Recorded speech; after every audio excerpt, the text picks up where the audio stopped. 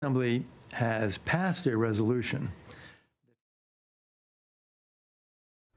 All right, everybody, we'll be back on TV in about 20 seconds.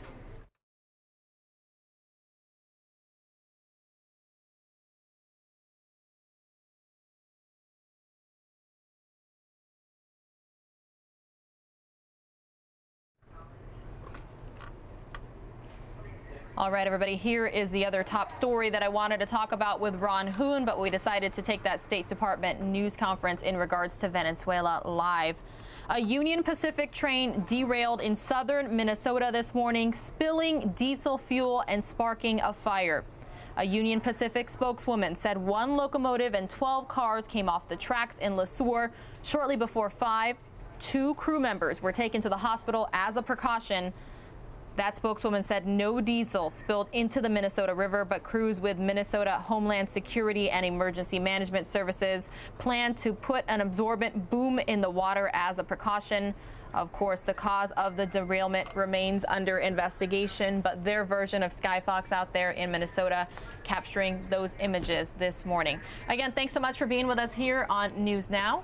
My name's Pilar Arias. Happy Friday, everybody. Let's get you all caught up with some of the day's business headlines, right? Boeing stops delivery on its 737 MAX jets following a deadly crash in Ethiopia. And Tesla introduces a new model to keep up with sport utility vehicle demand.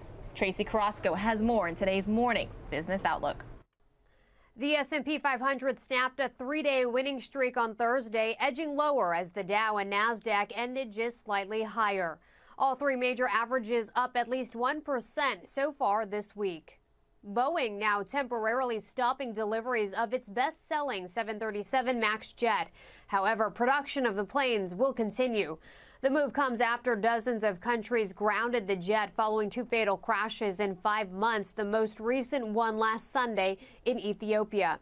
According to the FAA, the 737 MAX could be grounded through at least April, when a software update to make the plane safer is expected to be released. Tesla has unveiled its long-awaited Model Y, a compact SUV. Tesla CEO Elon Musk says the Model Y has the functionality of an SUV but rides like a sports car. It can go from 0 to 60 in 3.5 seconds. It seats 7 people, and prices start at $39,000. The long-range Model Y will be available starting in the fall of 2020. For more, log on to foxbusiness.com. In New York, I'm Tracy Carrasco. Thanks so much for that, Tracy. A 12-year-old boy with a very big heart. For the past 2 years, he's been growing his hair long with a goal in mind to donate his precious locks to kids who've lost their own hair. Welcome to a little after-school round of Apex Legends, one of the games Morgan loves to play. Gotta go. What the heck? Now I got a good combo. Look around his room, you'll see something else he loves. Star Wars. How they can use the Force and like lift things, it's pretty cool. Morgan is like any other 12-year-old boy, though you might notice one difference. Most people do. It's annoying when people just think I'm a girl. They mistake Morgan for a girl because of his long hair. Usually when I go into the boys' bathroom, people kind of look at me funny. Even the adults look at me funny. They're like, what are you doing in this bathroom? What he's doing is growing his hair out for kids with medical issues who have lost all of theirs. So, yeah, I could help them out. Today, it's time. After 2 years, Morgan's locks have reached just the right length to donate. All right, you ready? All right, there's one. The process is pretty painless and important. Just to help kids feel normal. Especially for a kid who suffered some serious health problems of his own. I was born earlier than I was supposed to. Born at 27 weeks, Morgan almost didn't make it. It was very traumatic for both me and my husband. We did not know if he was actually going to live. Now, he's here helping others. Looks really good. This is the second time he's grown his hair out, and he's excited. Look at you. To start this all over a third time. And he said he wants to do it again, so. In Bountiful, Lauren Steinbrecher, Fox 13 News, Utah. Oh my goodness, can you say feel good Friday story? That was it. That was the one. A triathlete from Washington State is 88 years old and a nun. She's visiting right here in Phoenix, and that's where our very own Jennifer Ah caught up with her. Sister Madonna Buter is a Roman Catholic nun, but some call her the Iron Nun, who didn't start running until her late 40s after a priest recommended it to her. He started talking about running and how it gives you a high, and I said, you know what? I thought we were supposed to get that in prayer.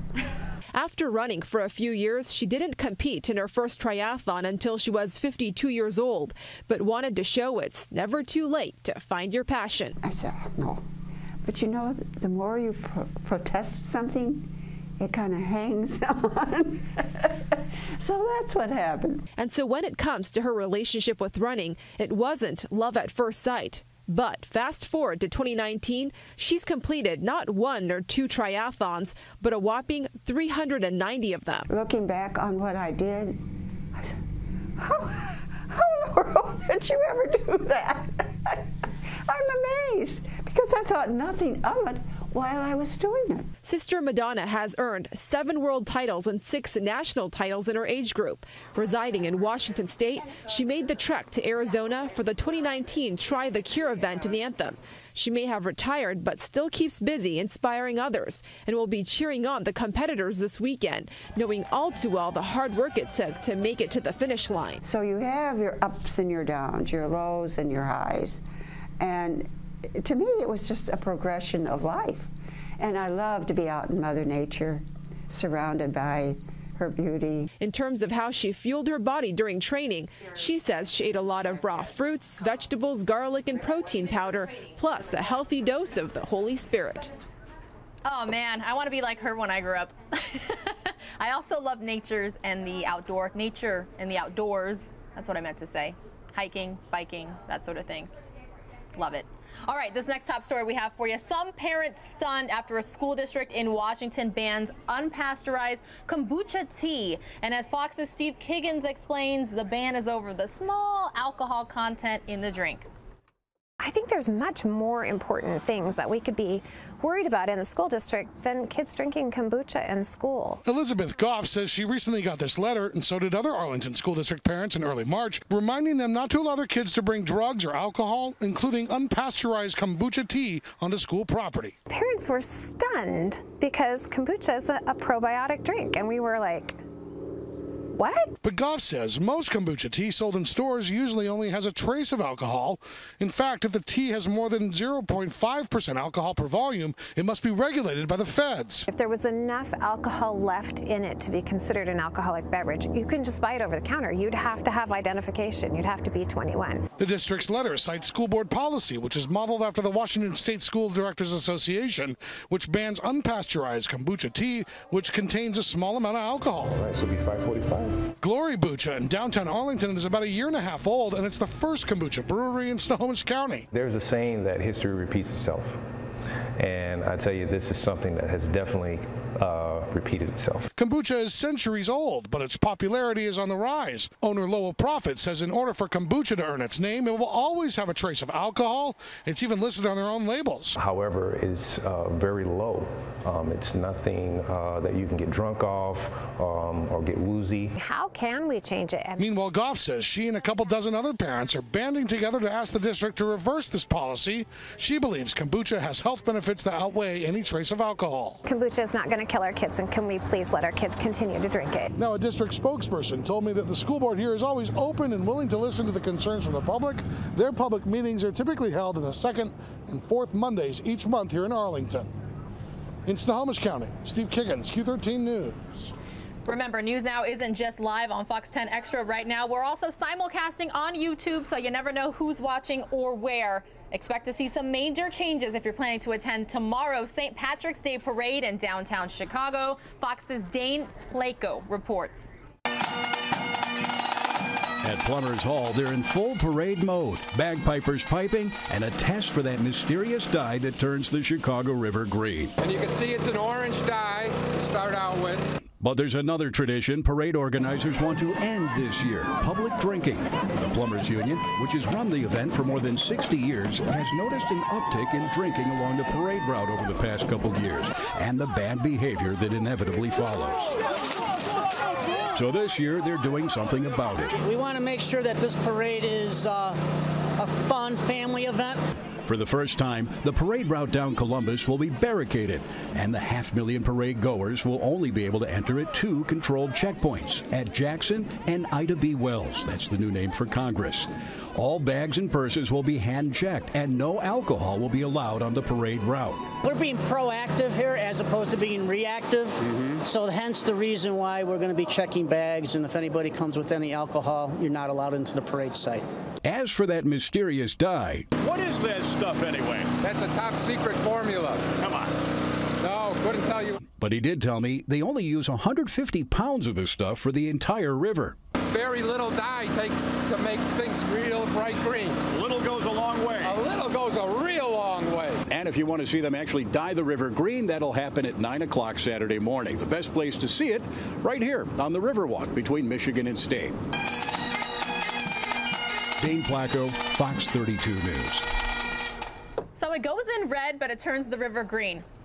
I love Chicago. I have a best friend who lives out there. I've been a couple times, and I would definitely like to be there for a St. Patrick's Day celebration one of these days. All right, it was a huge hit on the News Now YouTube stream yesterday afternoon. A night of some big surprises and plenty of big-name performances. We had the red carpet. Ashley Dvorkin breaks down Fox's star-studded music show.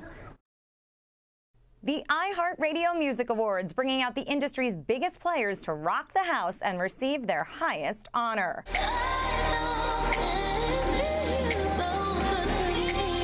Pop superstar Ariana Grande walking away with one of the evening's top honors, Artist of the Year. While The Middle by Zedd, Maren Morris, and Gray winning Song of the Year. But they ran out of time before they could make an acceptance speech. Thank you so much, iHeartRadio. Rapper Cardi B winning Hip Hop Artist of the Year. 5 Seconds of Summer earning Best Duo or Group.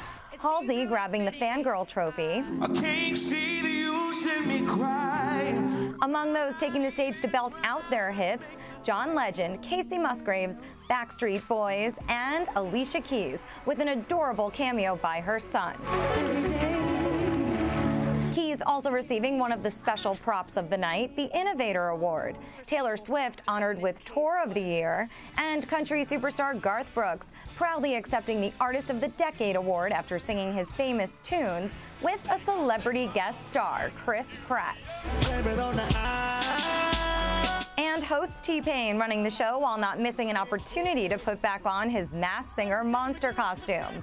But the evening was about the music that transcends the radio and touches millions around the world. Ashley Dvorkin, Fox News.